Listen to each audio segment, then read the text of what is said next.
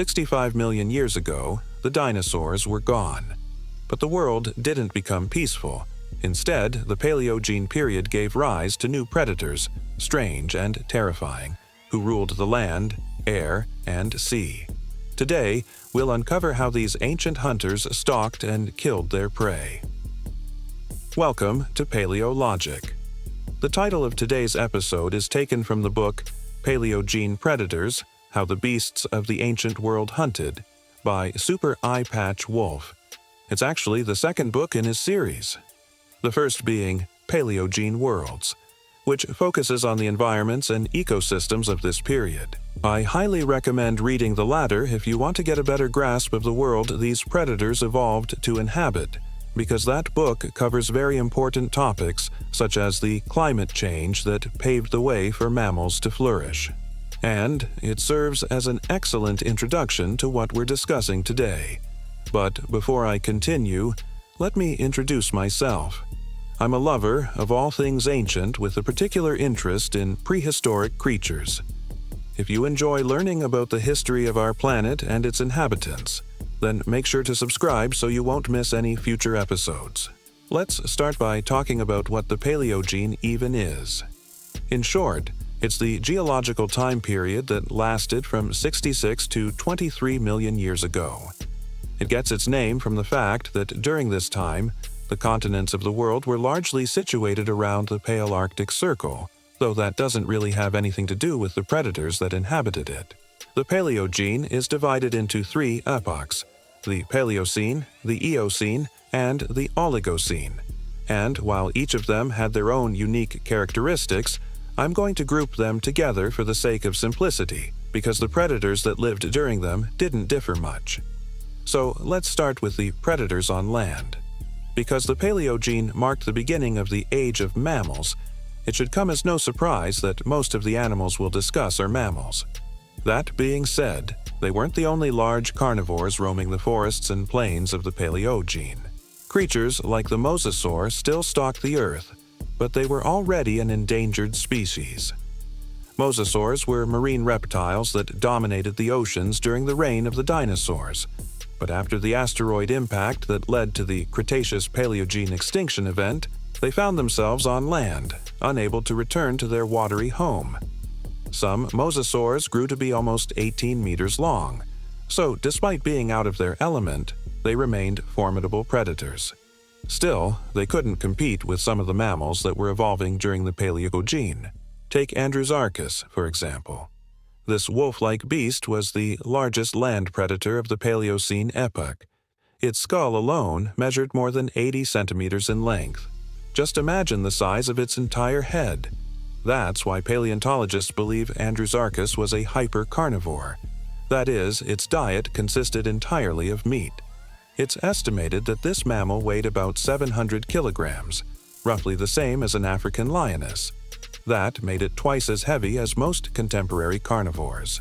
With jaws and teeth designed for crushing bones, Andrewsarchus could have easily hunted large herbivores and scavenged carcasses without any problems. However, evidence suggests that it preferred to hunt medium-sized prey, perhaps using a similar strategy to modern wolves.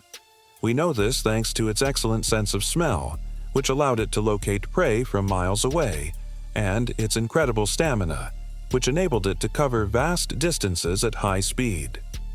Andrewsarchus remains a mysterious animal.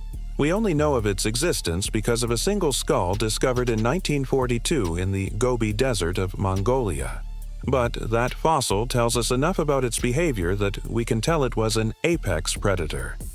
Another fierce hunter that roamed the lands of the Paleogene was the hyenodon. No, it wasn't related to the ancient hyena. Instead, it was more closely related to mongooses. Despite this, it reached immense proportions. The largest individuals measured up to 3 meters in length and weighed 500 kilograms. With massive jaws lined with razor-sharp teeth designed to slice through bone, the hyenodon was a nightmare for any creature unlucky enough to cross its path. Fossil evidence shows that these beasts thrived across Europe, Asia, Africa, and North America. And there's even a species known to have inhabited Antarctica. What's even scarier is that the hyenodon isn't just one species, but represents an entire group of carnivorous mammals. That means there were many varieties of these ferocious predators, each hunting in packs and bringing down prey much larger than themselves. These mammals were so successful that they dominated the Paleogene, becoming the equivalent of ancient hyenas on steroids. As for the smaller predators, early relatives of big cats and dogs began their evolutionary rise during the Paleogene, testing new hunting strategies. Many of these animals remain unidentified because we haven't found enough fossils to determine their exact classification. Others have been grouped together under the term miacids, which refers to a diverse group of small proto-wolverines that lived throughout the Cenozoic era. Miacids came in various shapes and sizes, but generally resembled modern cats and dogs. They were agile, quick, and perfectly adapted to chase down nimble prey. We can't talk about the Paleogene without mentioning the predators of the sky. The stars of the show here are the terror birds. Yeah, that's right, I said terror birds. These gigantic, flightless birds were the lions of their time, except they had feathers. They belonged to a group called Forus racids, which means bird of the dawn. Well, maybe that's not the best name considering what these birds did to their victims. Forus racids were truly horrifying creatures. They grew up to 3 meters tall and weighed 300 kilograms. Imagine a bird standing as tall as a human, swiping its sharp beak down onto your neck, ending your life in seconds. It's a scary thought. But that was a common sight during the Paleogene. These birds were built for speed. They had strong legs and feet equipped with sharp talons, which they used to run across the plains at incredible speeds. Their hooked beaks were like swords, capable of delivering fatal blows to any creature unfortunate enough to get in their way. There were many species of terror birds, each slightly different from the others. The smallest ones stood about 1.5 meters tall, while the largest ones were true giants, reaching heights of up to 3 meters. Thankfully, terror birds only had a lifespan of about 1 million years before going extinct. But they weren't the only predators soaring through the skies. Smaller raptors, ancestors of modern falcons and hawks, also started appearing during the Paleogene. These birds used their superior height to spot prey from miles away and then pounced from above, catching their unsuspecting victims off guard. Now, let's dive into the ocean hunters. Basilosaurus, an ancient whale monster, ruled the seas during the Paleogene. Picture a giant snake-like creature more than 18 meters long, with a huge mouth filled with sharp teeth, capable of devouring entire schools of fish in a single gulp. That's exactly what the Basilosaurus was like. This early whale had a long, slender body, perfect for navigating the water at high speed. It had a huge head and jaws that could open wide enough to engulf its prey. Basilosaurus was an apex predator, feared by all the other sea creatures. It swam the oceans during the Eocene epoch, which lasted from 56 to 34 million years ago. During that time, it shared the seas with giant sharks, crocodiles, and other fearsome predators. However, none of them could match the power and agility of the basilisk. This whale could dive deep into the ocean depths and chase after elusive prey. It could also leap out of the water, surprising its victims before dragging them back down to the depths.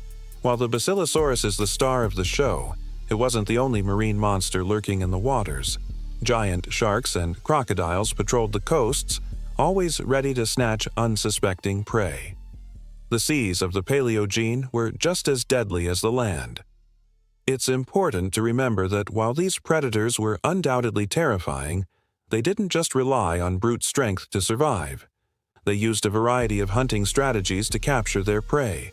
Some preferred ambush tactics, hiding in the shadows of forests or rivers and striking when least expected. Others, like the terror birds, relied on their speed and surprise to take down their victims.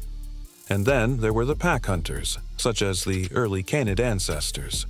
Working together, they brought down prey larger than themselves, ensuring that no creature was safe from their relentless pursuit. So there you have it, a glimpse into the world of the Paleogene predators. A world where giant mammals with bone-crushing jaws roamed the land, terror birds ruled the skies, and sea serpents haunted the depths. If you lived in that time, you'd need to be constantly on guard, always aware of the danger lurking around every corner. But perhaps that's what life is like for any living thing. In a world where one age of predators ends, another always begins. From the bone crushers to the terror birds and the sea monsters, the Paleogene reminds us that the world after the dinosaurs wasn't less brutal, just different. It was simply a new chapter in Earth's endless cycle of hunters and prey.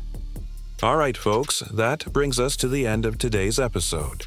Which predator did you find most fascinating? The terror birds, the giant whales, or the bone crushers on land?